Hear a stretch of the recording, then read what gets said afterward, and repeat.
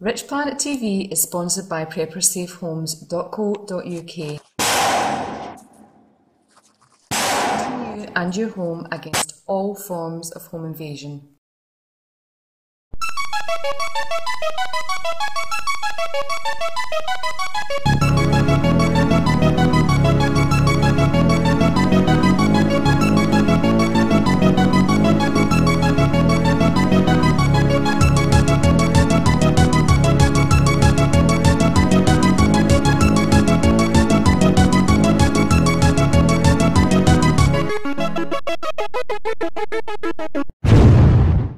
Welcome to Richplanet TV. I'm Richard D. Hall. Unfortunately, today's show is the last Richplanet show to be broadcast on Showcase TV. You heard that right, folks. This is the last show to be put out on this channel. I am not at liberty at the time of recording this to say why, but please check the richplanet.net website for latest details about this, and I will update you as soon as I am able to. So, no more Richplanet on Showcase TV. Does this mean the end of Richplanet? No, it doesn't. It's just a pothole in the road. I'm currently looking at various options as to where to broadcast material in the future. The website will continue to broadcast material, and if you want to be updated on developments, you can submit your email address to us at the top right hand corner of the richplanet.net website. Now, I will be arranging more speaking events later in the year, so anyone who knows of any suitable venues, please get in touch via the website. It's a pity because I had some interesting material lined up, including an interview with a builder who discovered an ancient underground pyramid in Wales in the 1960s, not to mention mountains of research by Wilson Blackett and others. But hey, who wants to see that when you can watch Daniel O'Donnell?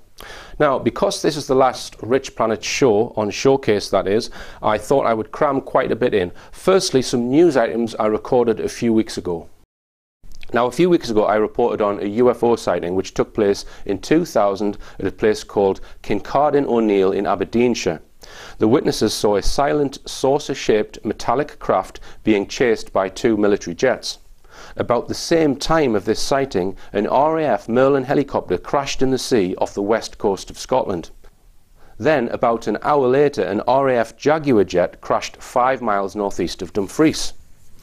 Now, I've since received emails from viewers containing more information about these crashes and the MOD's statements that the jet flew through a flock of birds.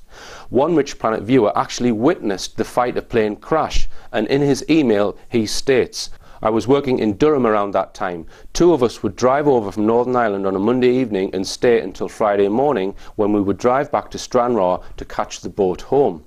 We witnessed the plane crash in Lockerbie as we were travelling back that Friday.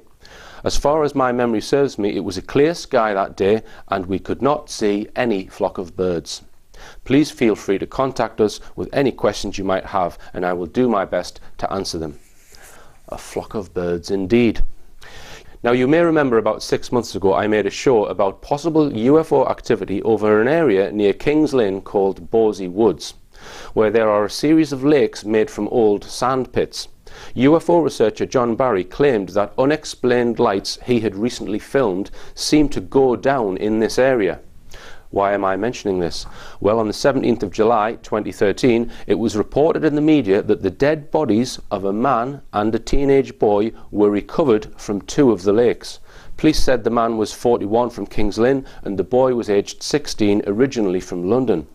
Swimming is banned at the pits, which are deep with thick undergrowth, but many ignore the warnings. Police officers, firefighters, paramedics and an RAF search and rescue helicopter were involved in the search, which began at 4:30 in the afternoon. A police helicopter was also called to assist.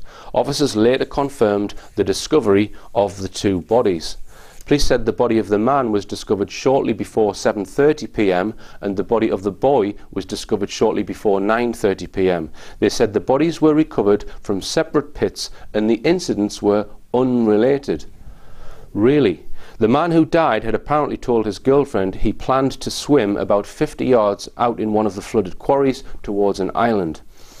Now, is this really a coincidence that two people drown within a few hundred yards of each other at around the same time? Are these incidents really unrelated? I'd like to know. If you have any more information, I'd like to hear from you.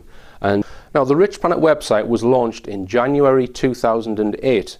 A few years prior to that, in January 2006, I bought this car.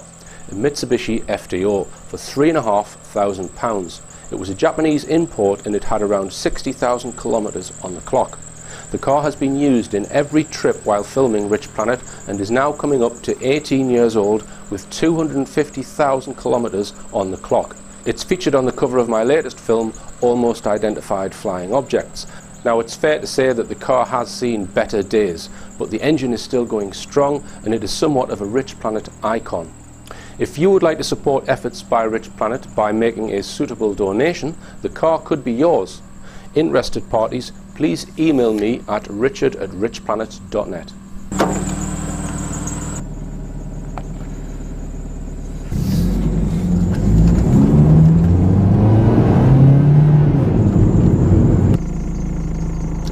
$251,000 kilometres. Now, many people email me their concerns about chemtrails. Some people are alleging that aeroplanes are being used to spray chemicals for some nefarious purpose into the air. The reasons people give for such chemtrailing are to modify the weather, or to use the population for testing biological weapons, or to dumb the population down, etc., etc. Others say these are just contrails, i.e. the condensation produced by normal burning of aircraft fuel. This is a hugely controversial subject, and what is required is more evidence. Here's a simple question. On days when people record or photograph high levels of trailing, does this coincide with additional flights or aeroplane activity? If so, can the additional aircraft be identified? Now, there are websites which can be used to track flights, but they don't all provide historical data, and matching the flights on the screen to the flight in the sky can be tricky.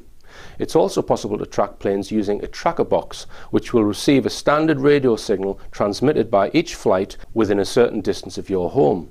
These boxes can be quite expensive, however, in the range of several £100s. Now, another device which can be used to receive these signals is an inexpensive USB Freeview TV receiver. Andrew Johnson has developed a system which will log all broadcast aeroplane activity over your house and take periodic photographs of the sky and store all the information on a memory card. With this system, it will be possible to match each identified aircraft to the trail it produces.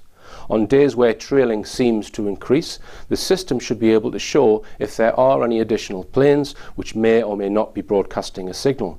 Any additional activity could then be documented and used to ask further questions as to the purpose of these flights. The information recorded by the device is sent to a central internet server set up by Andrew, which can collect data from people all over the UK.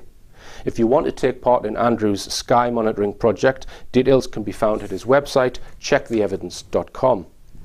Gary Heseltine is about to publish the second issue of UFO Truth magazine. This issue will lead with a feature on Brazilian pilot reports by Tiago Tichetti.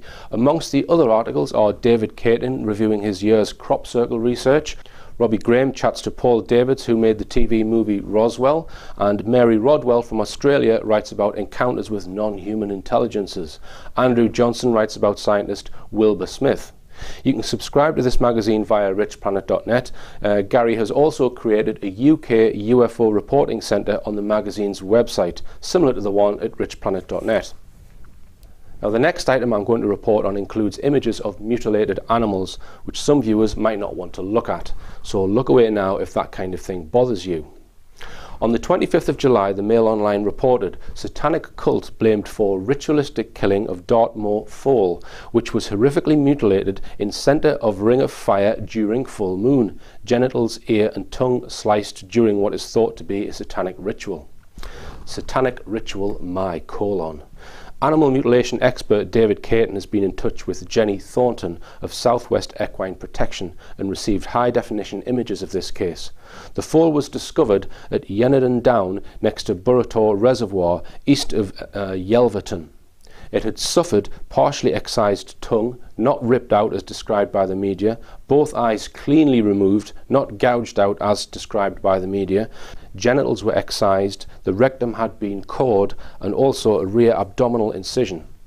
David Caton suggests it is likely that other internal organs may have been removed, and there was also an absence of blood on the carcass or in the vicinity, as is usually the case. What the Mail Online and other mainstream news failed to report is that there was a second incident discovered on the same day, the 23rd of July, just 4 miles northeast of the mutilated foal. This time it was 2 mutilated calves. Both calves had identical precision wounds, a neat 3 by 2 inch open hole in the centre of the navel, organs removed are unknown. A portion of the snout was also removed on both calves. Again, complete absence of blood around the wound areas or on the ground. Unfortunately, no photographs were taken. Now, also within approximately a 10-mile radius of these 2 incidents, Mike Freebury has investigated around 200 unusual sheep deaths between 2006 and 2009. These are the subject of his book, Killers on the Moor. So did the satanic cult decide to run 4 miles across Dartmoor in the middle of the night to round up 2 calves and mutilate them as well? Perhaps these same Satanists were in Filey on the east coast of Yorkshire on the 24th of May this year, went into the sea to catch this seal and then mutilated on the beach in a satanic ritual. Joking aside, the injuries discovered on this seal's body are incredible. The jaw and skull have been completely and cleanly stripped of all flesh, similar to many cases of sheep and other animals in the UK, with neat, perfect circular incisions made around the genitals and the abdomen. These cases are not satanic cults. They are not ducted propellers, and they are not secret military projects. If you want more information about the worldwide phenomenon of animal mutilation, which is being covered up by both our media and our government, you can watch various videos on the richplanet.net website, including the 2009 film Silent Killers. Now, last month saw the birth of a royal baby, something that I am not interested in. But one thing did catch my eye. One of the doctors present at the delivery was gynaecologist Alan Farthing. Alan Farthing became the Queen's gynaecologist in 2008. According to the General Medical Council website, there are 3,944 practicing gynaecologists in the UK. Why am I mentioning this? You may remember that Alan Farthing was the fiancé of Jill Dando, who was murdered in 1999. Her murder is still unsolved, and some have suggested that Dando may have known about an elite establishment paedophile ring, which is possibly the motive for her murder. So I ask the question, what is the chances of her fiancé becoming the Queen's gynaecologist? Well, it's about 3,944 to 1 against. Is it really a coincidence? Or was it a pat on the back? Join us after the break for an update on forensic historians Wilson and Blackett. Richplanet TV is sponsored by preppersafehomes.co.uk. Protect you, your family and your home against possible future civil unrest.